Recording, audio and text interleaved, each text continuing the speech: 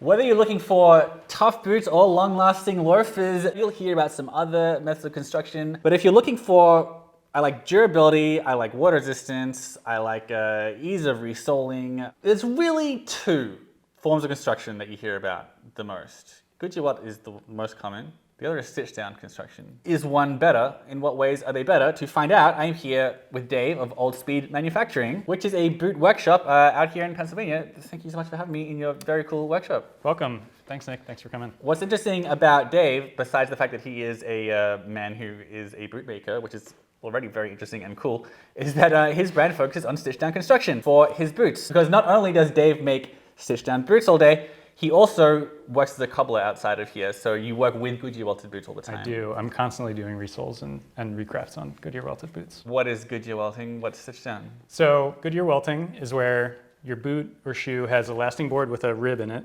and basically the upper's pulled over the shoe and the lasting board, and then through the upper, through the rib, and through a piece of welt, which is just a strip of leather, it's all stitched together. So it's essentially like you take a sewing machine and you stitch, stitch, stitch, stitch, stitch, everything. That secures it really tightly, and it allows you to then glue an outsole on top, wear the shoes until they're ready to fall apart, peel that outsole off, and just glue another one back on because there's a welt there to glue it to. And that makes it easier to take out the sole and put on new ones without affecting the upper so much. Yes, and you can also just replace the whole welt without really touching the upper. So that's also super helpful and contributes to the really long lifespan of a pair of Goodyear welted boots. Yeah, that's true. You could say different types of Goodyear welt out there in that if a shoe is pretty high quality, the welt is going to be leather. But there are a lot of Goodyear welted shoes out there, especially cheaper ones where the welt is synthetic. Plastic or something. Yes. And that does make it harder to resole, but you can just replace the welt. Yeah, I mean, the nature of it is that if you don't like that rubber welt and you are willing to pay for it, a cobbler can replace it with leather. What's Stitchdown? Okay, so just like Goodyear welting, you pull the upper right over the last and you stick it down onto the lasting board. But then in the front of the shoe, and sometimes all the way around the shoe, you peel that out and glue it to a midsole. And then you stitch down through the vamp and the midsole to kind of seal everything together, right? You're talking about the upper itself will yes, get like flattened out? And then you literally peel it back up and then stick it down onto the midsole. That's how you can usually tell if a boot is Goodyear welted or stitched down. And it's not always easy to see this, but usually you can tell that the upper kind of flattens out onto the midsole here, yes, and you get stitching through that. Whereas on something Goodyear welted, you can, the leather will go underneath it, so it doesn't get like flattened out like that. Flanged? Give us flanged. Yeah, totally. Yeah. It sounds like a made-up word. Did I say that? No. Okay, yeah, I think that's a good way to describe it. Flange. All right. Flanging around. All right. Okay. So you are a professional bootmaker and cobbler, and you decided to do a brand that's all stitched down. Why? For one thing, I love the way it looks, and I think a lot of people do. I'm not sure if it's just the way that it kind of emphasizes the bottom of the last, or if it's the tidy appearance of the stitches. It's just really nice looking, really professional looking. Another reason is that you can do this by hand with $20 worth of tools if you have the patience. So it's a great way to get into the boot making, essentially. It's a lot easier to do by hand than, say, hand welting, where you have to carve a channel and then you have to poke a bunch of holes and you have to put the needle through and come exactly out of the right spot in the welt. This is much more simple. So you're just poking holes and then stitching right through them.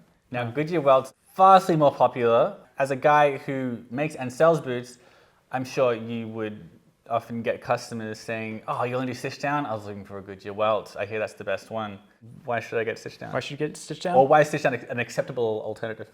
Well, firstly, it's structurally just as good as Goodyear Welt. Your shoes are going to last just as long as they leave the factory. Maybe you don't have them resoled as many times before they are finally like too worn to use. But you've still got something mechanically fastening the upper, the midsole, the outsole. It's all held together with stitches, which is one of the main advantages of Goodyear Welt anyway. Secondly, super stylish. You're gonna look like you're wearing something different from the guys who are wearing Red Wings or the guys who are wearing Aldens. It's a unique look and it's noticeable. I think it shows the quality of the product better than a Goodyear Welt, which can easily be faked. You can just have fake welt, or you can use like a Blake Rapid stitch where it looks like there's a welt or the whole shoe looks like it's Goodyear welted, but it's totally not. It's just a piece of rubber or plastic in there. Yeah, I remember feeling so betrayed when I got some, it was Taft Jack boots. I think they were my first Blake Stitch boots. And I'm like, well, no, look, this is a Goodyear Welt. And it's like, it's decorative. I'm like, well, that means fake.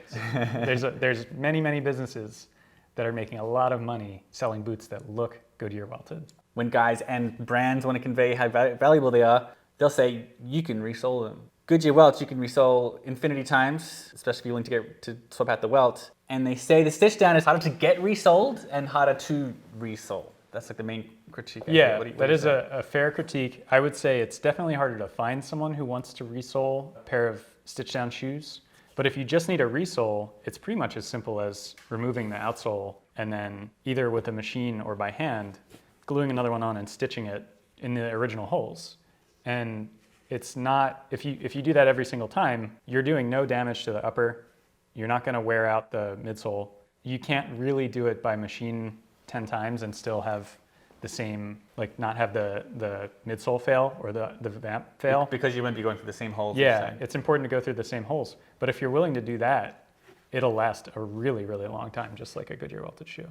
But the average cobbler is like, that's a lot more work. A lot of cobblers don't want to do it, and I understand because it is a lot of work. It can be done, but you'll eventually get to a point where you can't do any more resoles after you've done like a few of them. You're not going to get more than like a few resoles out of it. I think at that point, you have a couple of options. One is you can have it done and maybe they're not going to be as perfect as they were because you've really just worn out this area of the upper. Or you can have the shoe re-lasted, or you can even have it converted to hand welted or Goodyear welt.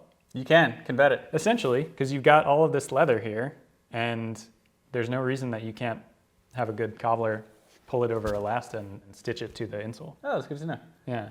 To be fair, because I go back and forth. I'll go back and forth from being like, look, let's be practical here. Yeah, it's a little harder to get resoled, but practically, you're not going to resole more than a few times anyway. And then I'll go back and go, well, although Stitchdown is usually on Pacific Northwest logging, Right. like the ones that people actually will wear them for 30 years, and they actually will need put through hell, and they will need a lot of resoles. So it does get complicated, but you'll still get a lot of. You'll get a lot of wear out of it. Another reason that Stitchdown is sort of a quality indicator is that it requires you to use a thick leather. You can't really do it with a thin, cheap leather. So you know when you buy a pair like this that it's going to be really nice leather on the upper, and it's going to last a very long time. When it needs to be resoled, the upper is still going to be in good shape. These are things that there are plenty of Goodyear welted shoes and boots that essentially the welt is going to be the last thing to fail because the upper is so cheaply made. The reduction in your ability to resole, that is the most fair point against Stitchdown construction.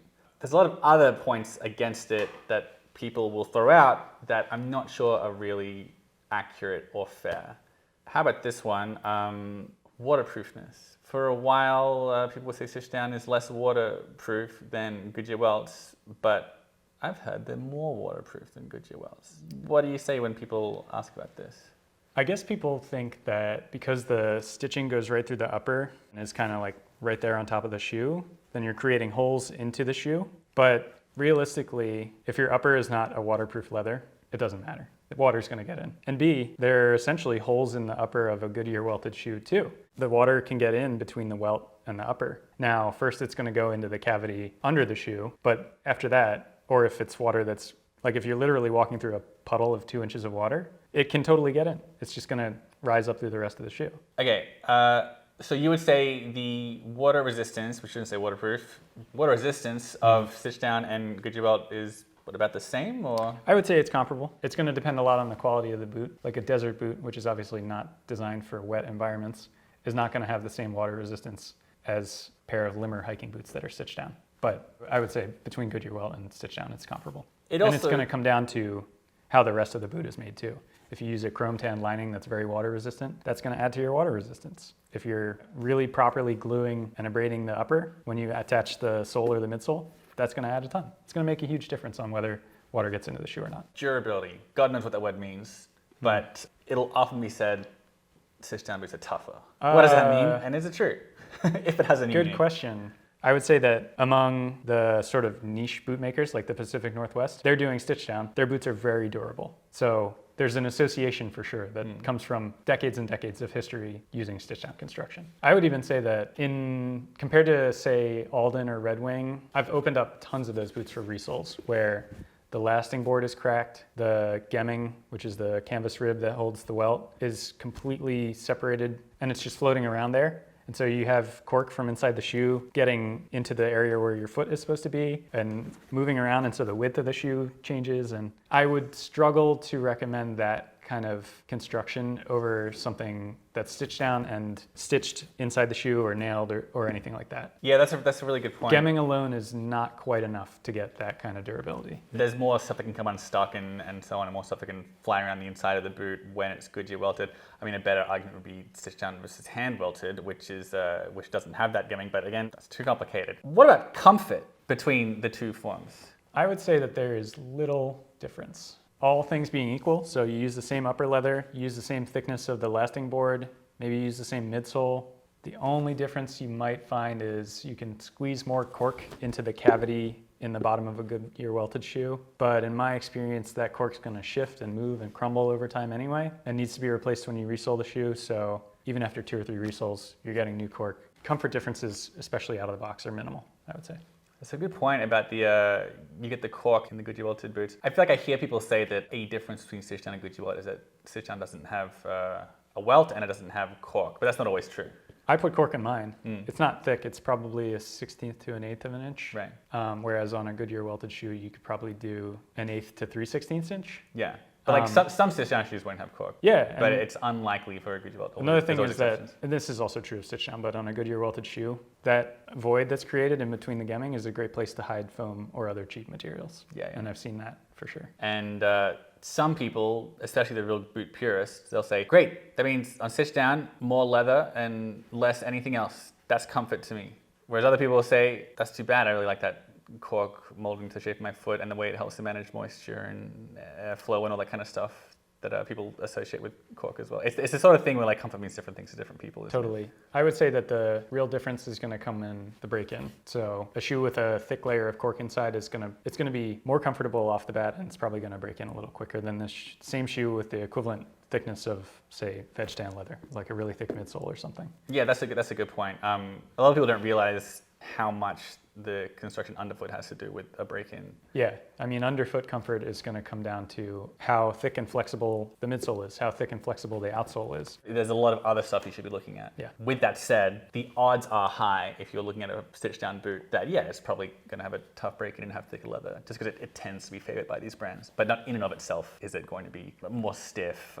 Yeah, I would certainly be looking at what's the outsole made of and what kind of midsole does it have to determine how the break-in is going to be. All right, look, resoling, waterproofness, durability, comfort, cork. Anything else on that you often get asked as a guy who sells stitch-down boots and repairs Goodyear welted boots? Someone's coming to me, it's because they know that I make great boots, and it's incidental that I do stitch down, essentially. Yeah.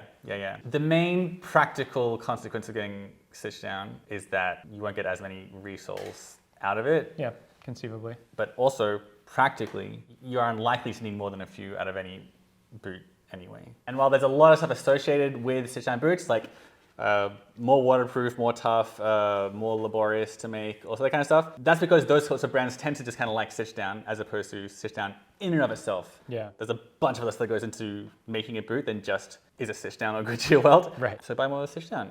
Yeah. Great. And it can make like a really flexible boot or lightweight boot that is still resolable. Like Totally. I've got, Yeah. I kind of forgot to mention this, but I've got these Red Wing Weekend at Chelsea's. I love them.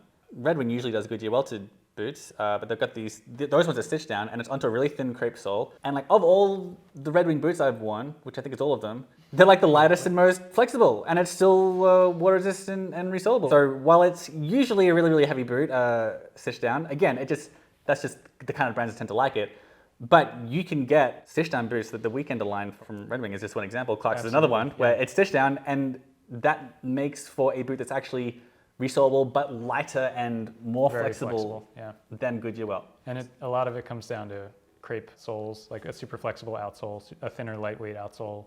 All right, Dave, Old Speed Manufacturing. Thank you so much for telling us your expertise about all Yeah, this. thanks I was for coming really, by. I was really glad I was planning to come here anyway. When I found out that you just do Stitchdown, I was like, oh great, finally! I've always wanted to really do a proper breakdown of Stitchdown and the pros and cons. And it's so cool that you also, outside of making boots, you're a cobbler who's elbow deep in resoling Goodyear and Stitchdown all day long. Perfect.